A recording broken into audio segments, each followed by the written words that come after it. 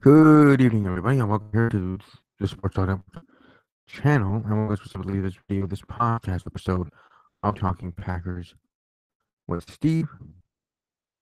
A late edition, a late start here. It's almost 10:30 Central, 11:30 Eastern, so almost midnight there on the East Coast. I was living on the East Coast, of course, close to midnight. So I hope your day was awesome, and if you're asleep, hopefully you get some good rest for your work day, school day, or otherwise tomorrow.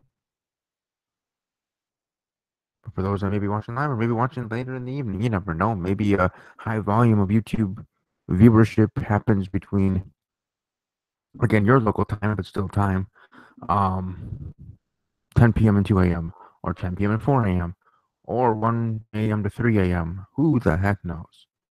You certainly have an interesting, I would say, interesting demographic of audience, let's just put it that way, during that time. I'm not saying it's all bad. I mean, people maybe that work in the evening, third shift workers, those that are going out might be watching on their phones some videos. I'm not saying this podcast specifically, but whatever. Those that can't sleep, those that may have anxiety or other issues that may want to, I was going to say pop in a DVD, but not a DVD, but to kind of go on their phone, go online and watch a YouTube video about whatever or anything, get their mind off whatever their mind's on, which is why they can't sleep. So different audience, different times. I know I actually did do actually a little bit of research. Like I actually spent 20 full minutes researching this of the best times to do YouTube videos. And it basically was saying, and everything being Eastern time because the world or the United States runs around New York time, I guess. California is a pretty powerful state too. Anyways, point being is between Eastern time, saying 10 a.m. to 2 p.m. Eastern, and 7 to 9 p.m. Eastern, so during the prime time Eastern time. But hey, you never know if whether I have to or I plan to, moving an episode later at night. Let's say I start a Steve Wrestling Ramble podcast or a TV show review show or this or that at like 1 a.m., even though I probably won't ever. But you never know. I might not get a lot of live audience, but maybe one watching there for after soon or whatever. Because the stuff people search on YouTube for videos, and by random click of a number and the algorithm and this and that, one of my videos could pop up. You never know. But anyways, welcome to those that are watching. If you're a first-time watcher, welcome to subscribe to the channel. Of course, at 222 sitting at right now on the road to 500. Welcome to follow me on Twitter at talking_Packers. Again, it's talking_Packers. And personal handle at Army_Strong. Again, that's at Army _Strong_Joseph for my personal Twitter handle for there. But let's head on into the NFL and moving forward.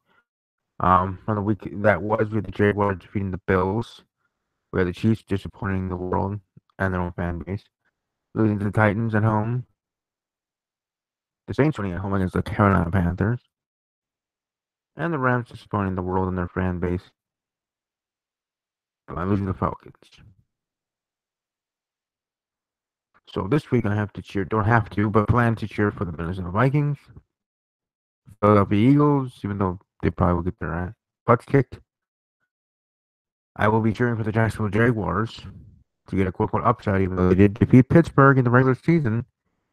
Ben Roethlisberger's worst game stats-wise against Saxonville. That's what they're called. Hashtag Saxonville.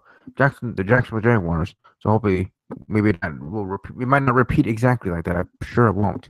But still, in the end, Jacksonville getting the win. I don't care if they get the win 23-22 or 45-3. However they get the win is a win for the Jaguars, and I'm sure the Steelers fans would say the same thing for them. Whether they win by 1 point or by 30 points, a win is a win, even though I'm sure their fan bases would like it more of a blowout because then it's easier to watch. At least that's the kind of Packer fan I am and NFL fan I am. If I'm rooting for a team, let alone, my Packers during the season, and now here the individual teams I said here for this weekend that I'm going to be cheering for. Would rather see them win in a blowout because that's easier for me to enjoy it and have a conversation with family or whoever, if I'm with people, than having to stay locked and focus and try not to be rude to family members that are trying to talk to you, and stuff like that because you're cheering for a team. I don't know. It's weird for me. I don't know how others feel. But when I'm watching a football game and it's not the Packers and I'm cheering for someone, let's say the Super Bowl like last year, last year's Super Bowl with the New England Patriots and Atlanta Falcons, I was cheering for the Patriots. And the Patriots go down, 28-3. Well, okay, well, guess it might not be their year. But then they make the comeback and this and that. And then they win the Super Bowl. Point is, it's kind of, I'm almost finding it more cheering for the Patriots just for that game specifically, being a pseudo Patriots fan for one night, like a one night only thing, because that's a team I want to win and wanted to win in the Super Bowl between the Atlanta Falcons and the New England Patriots. I was sweating it more than I would if the Packers were in the said Super Bowl and they were down or they were winning or this and that, sorting it out. And that's my team. I'm part owner. Very small percentage of an owner, even though the shareholders here are the Green Bay Packers, but you know what I'm saying there. It's just it's how I roll. But anyways, so this weekend we have the New Orleans Saints, the Minnesota Vikings, Atlanta Falcons against the Philadelphia Eagles. Jacksonville Jaguars against Pittsburgh Steelers, and Tennessee Titans against New England Patriots. I think I can do my predictions now. I predict the Vikings over the Saints, 34-10. Falcons over the Eagles, 35-17. Jacksonville over Pittsburgh, 42-33. And I have the Patriots over the Titans, 35-16. So I have two road teams winning in Jacksonville and Atlanta, and two home teams winning in the Minnesota Vikings and New England Patriots. So there you go. There you go. Then set up a matchup. If my predictions go correct, Falcons against the Vikings now would be played in Minnesota. So Vikings have that home game. So those two playing to be the NFC representative in the Super Bowl, which in the said Super Bowl is being in Minnesota. So Atlanta, no matter what, if Atlanta wins, and obviously if Minnesota wins, Minnesota needs a win for this scenario to happen. But no matter what, either the Vikings get to stay home for those 2 weeks. For that 2 weeks, they're with the NFC Championship game and win and go to the Super Bowl, staying home. Or the Falcons get to just stay in Minnesota for 2 weeks for the NFC Championship game, and then or 3 weeks actually, because there's that between the Pro Bowl for the Super Bowl. If you get my drift in that scenario of how I'm predicting. Then on the AFC side, the matchup would be the Jaguars at New England, of course. New England being the number one overall seed. So, boom, there we go. Playoffs going through England on the AFC side to represent the AFC in the Super Bowl.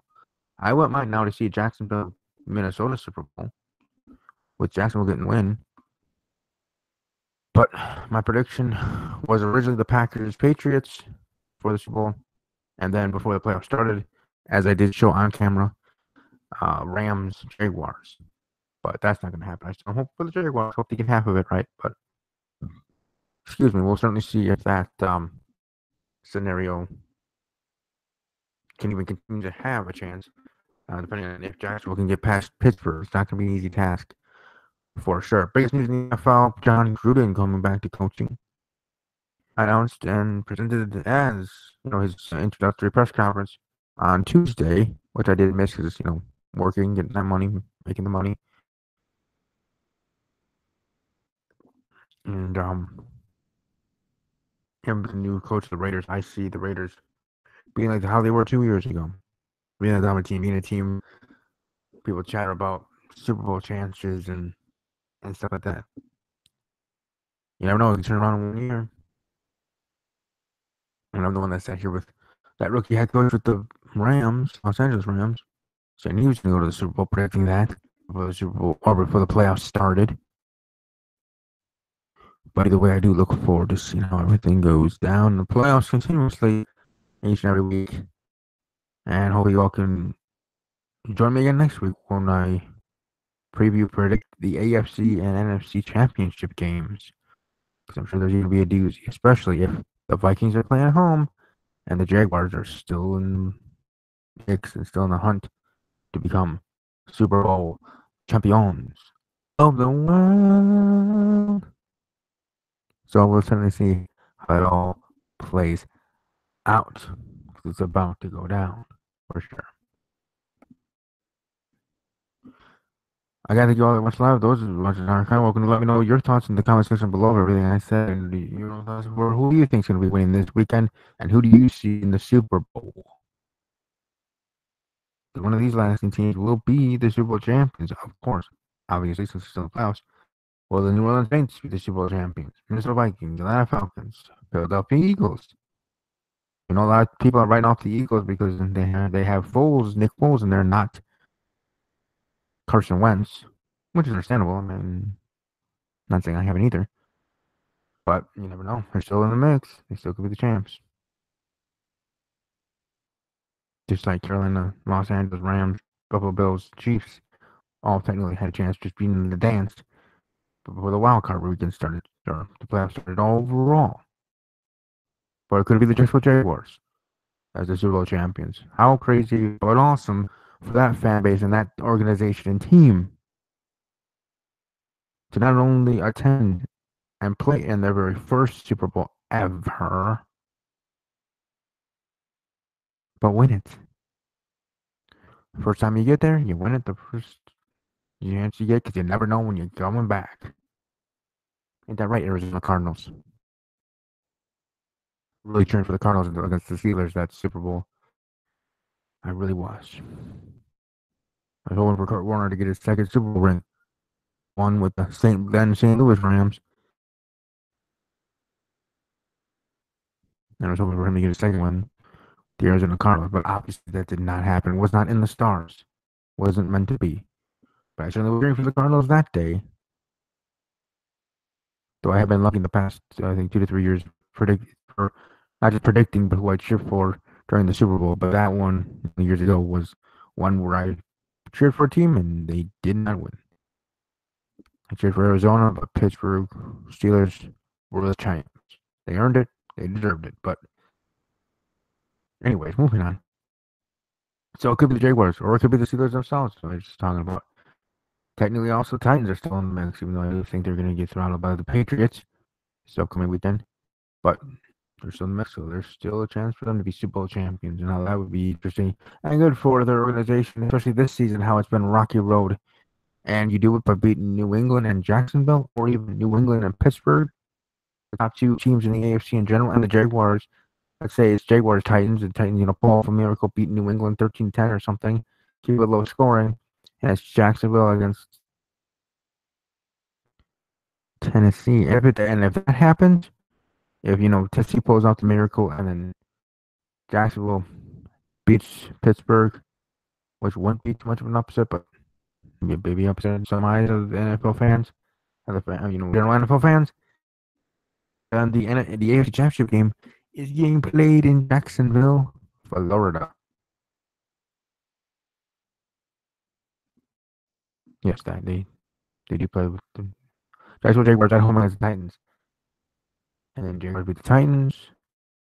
Vikings beat the Falcons, and get the Vikings and the Jaguars. History being made twice. The Jacksonville Jaguars attending their first ever Super Bowl, and the Minnesota Vikings being the first team in NFL history attending a Super Bowl, or not attending, but playing in said Super Bowl. Because technically, those players, Viking fans and Viking players, if they really want to, I doubt they would, if they are eliminated at any point here, this game or the NFC Championship game, would attend the Super Bowl unless they know someone from teams or whatever, just in the NFL players. I don't know. Point being is that the first time in history, an NFL team playing in the Super Bowl in their home stadium.